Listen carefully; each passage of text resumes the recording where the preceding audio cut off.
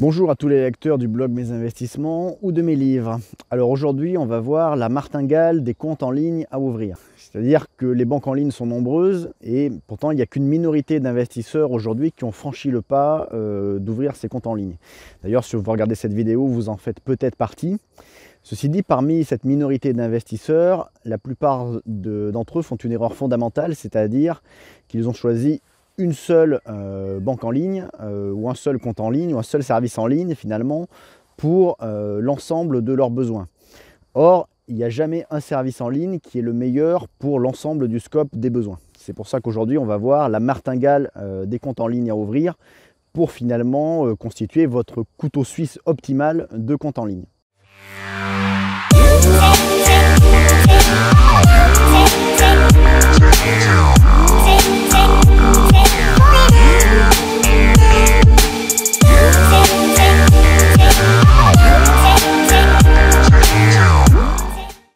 Alors, le premier élément dans la martingale des comptes en ligne à ouvrir, ça va être une banque en ligne. Donc là, les acteurs incontournables ici, ça s'appelle Boursorama Bank, Fortuneo, Before Bank, ING Direct. Personnellement, j'ai choisi pour ce segment-là Boursorama, qui permet d'avoir des conditions très avantageuses sur le compte en ligne, qui permet d'avoir une carte Visa ou Visa Premier gratuite. Alors sous condition de ressources ou d'encours dans leur livre, mais qui restent des conditions relativement avantageuses. Vous pouvez également y ouvrir les produits bancaires traditionnels, PEL, CEL, livret pour le développement durable, livret A. Bon, les services comme les chèques de banque ou les retraits à l'étranger sont également avantageux. Bon, Boursorama Bank possède par ailleurs une offre d'assurance vie correcte. Par contre, elle s'est complètement éloignée de son cœur de métier, qui d'ailleurs lui a donné son nom et qui était son cœur de métier il y a 15-20 ans, qui était les ordres de bourse. Boursorama Bank ne va pas être optimale finalement pour vos comptes de bourse, PEA ou compte titre. Bon, c'est pour ça que le deuxième élément dans la martingale des comptes en ligne à ouvrir, ça va être un courtier en ligne pour la bourse.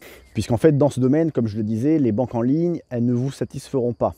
Leur seul avantage finalement, c'est qu'elles auront des frais de bourse un peu inférieurs à ceux de votre banque traditionnelle. Mais par contre, par rapport à votre courtier en ligne, elles vont vous décevoir pour plusieurs raisons.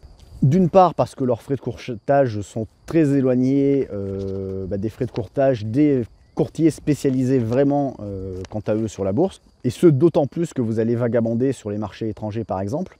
Et d'autre part parce que dès que vous allez vous éloigner d'actions très connues, d'actions du CAC 40 on va dire, et que vous allez vous aventurer sur des small caps, sur des marchés étrangers, si vous n'êtes pas un courtier en ligne spécialisé, si vous êtes juste à une banque en ligne, avec une banque en ligne, en fait, il y a peu d'actions qui vont être, en dehors de ces grandes actions, référencées. Sauf éventuellement si vous passez votre ordre par téléphone.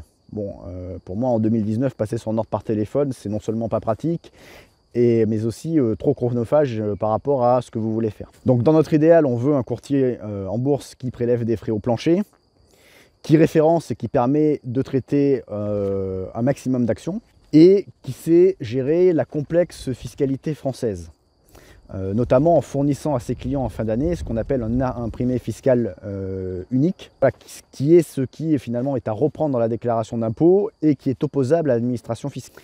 Donc ce point, ça va éliminer, quand je vais citer finalement ceux que j'ai retenus, un certain nombre de courtiers français arrivés récemment sur le marché français, comme par exemple DEGIRO, qui, à l'heure où je parle, ne fournissent pas encore d'imprimé fiscal unique.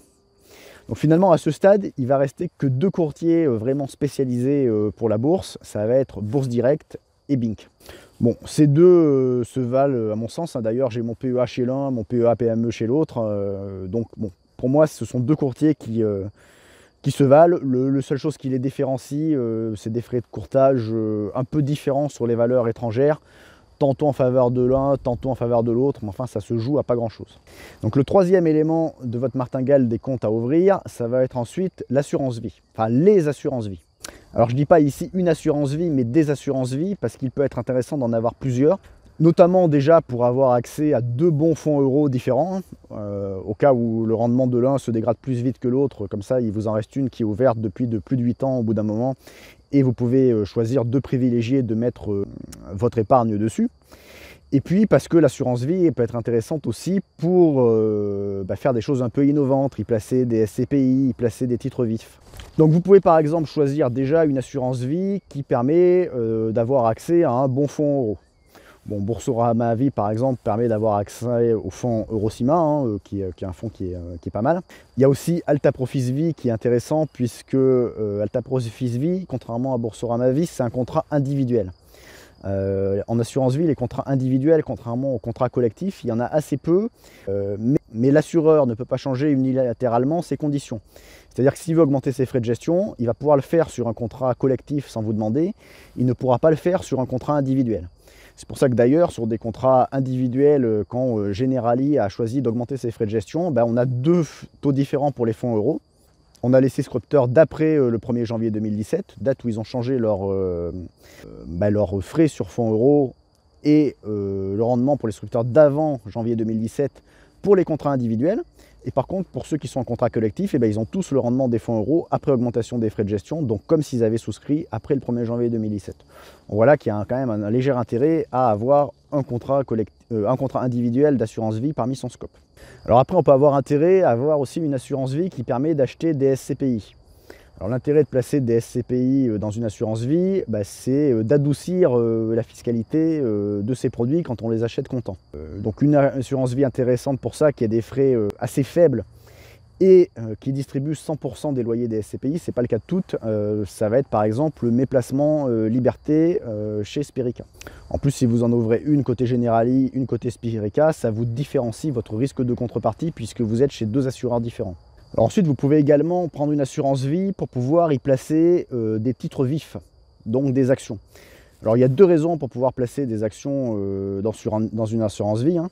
Soit vous êtes jeune et vous anticipez l'atteinte du plafond de votre PEA et de votre PEA-PME, donc ça vous permet de placer des titres vifs. On place des titres vifs par rapport à des fonds, il n'y a pas les frais de gestion de fonds, etc. Donc c'est intéressant. Ou alors, vous commencez à avoir un certain âge, vous voulez continuer à investir en titres vifs, mais vous êtes concerné par des problématiques de transmission. C'est-à-dire que l'assurance vie va être plus facilement transmissible en franchise de droit qu'un PEA. Donc, d'avoir une assurance vie en titre vif, ça vous permet de continuer à investir en titre vif en choisissant vos actions une par une comme vous le souhaitez, tout en optimisant votre transmission.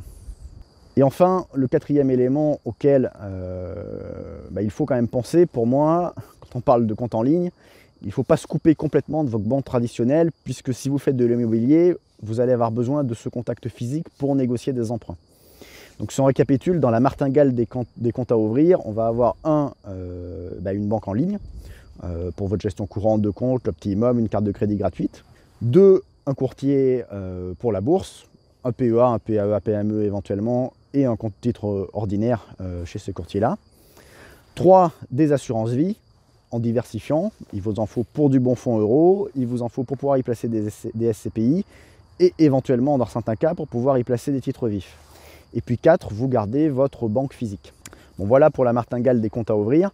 Alors si vous voulez, moi dans les éléments que j'ai cités, j'ai des comptes chez chaque société en ligne que j'ai cité, donc je peux vous parrainer. L'avantage, c'est ce que je pratique, ce que j'appelle le parrainage caritatif, donc c'est une formule gagnant-gagnant en fait, où vous bénéficiez de votre prime filleule comme avec n'importe quel parrain, et moi je reverse ma prime parrain à une association caritative. C'est-à-dire que finalement, c'est gagnant-gagnant puisque l'association caritative a des fonds qu'elle n'aurait jamais eu sinon. Vous, en tant que filleule, vous avez la même prime filleule. Et moi, en tant que parrain, je gagne quand même un petit peu puisque j'ai un petit bonus fiscal. Je récupère une partie de ce que je donne à l'association caritative sur mes impôts. Donc si vous voulez être parrainé pour un des éléments que j'ai cités, je vous mets le lien en bas de la vidéo pour me contacter. Je vous mets l'article écrit qui résume un peu ce que j'ai dit dans la vidéo, vous aurez ici le lien. Et puis pour ceux qui ne me connaissent pas, je vous mets toujours le lien vers mes livres. Et puis je vous mets également un petit bonus, les 7 méthodes de l'entrepreneur applicables à l'immobilier locatif. Si vous ne l'avez pas encore téléchargé, ça vous fait un petit cadeau. Si vous avez aimé cette vidéo, vous pouvez cliquer sur le petit bouton j'aime. Si vous n'êtes pas encore abonné à la chaîne, je vous invite à le faire et surtout à activer la cloche des notifications pour être prévenu des prochaines vidéos. A bientôt sur le blog et sur la chaîne.